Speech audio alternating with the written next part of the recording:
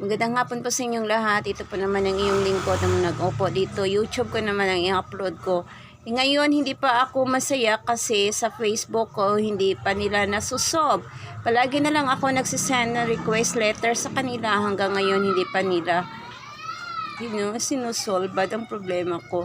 Siguro, sino ang nagkaranas ng problema tulad ko ng FB account na nag-change ng telepono na biglang lang nawala kasi nakalimutan niya ang kanyang noong unang Gmail, kaya gumawa siya ng ulit ng ibang Gmail at dinidelete naman niya nung una. Siguro ganun din mangyari sa account niya kapag nalilito niyang Facebook kung anong Gmail ang ginagamit mo, kasi ganito yun. Sira na yung telepono ko, hindi na working, hindi na worth it na kapag mag-upload ako, hindi na siya mai-edit kasi madami ng linya dito sa telepono ko.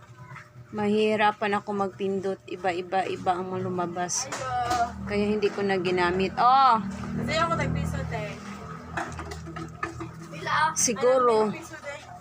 Siguro ganun na lang.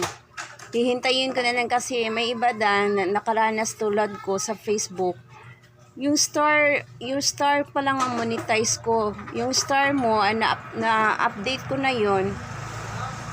Pending ang sahod ko dahil wala nang eligible na kalabas to pagkatapos nang gumawa ako ulit ng Gmail account. Siguro ganun din mangyari sa inyo, no?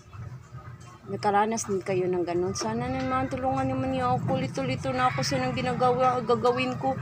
3 letter na ang sinisend ko na sa Facebook hanggang ngayon. Nahihirapan na talaga ako. Gulo-gulo na ang isip pero hindi ako hindi ako magpagulo-gulo sa isip ko. Susubukan ko para ma-solve. Talaga hanggang ngayon hindi pa bumalik ang star icon ko. Ang views ko ay bigla na lang bumaba. Iwan ko kung bakit. Sa inyo, ganun din sa inyo. Ito yung dalawa.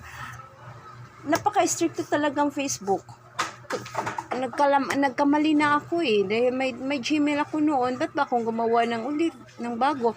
Pero mati-trace up naman nilang ganun. Kasi nung una, hindi naman aktibo naman ang gusto nila, di ba? Tulungan naman niyo ako. Paki-search naman niyo si Ibrada ko kung anong gagawin ko at i-chat niyo ako kung anong gagawin ko. Kung sino man ang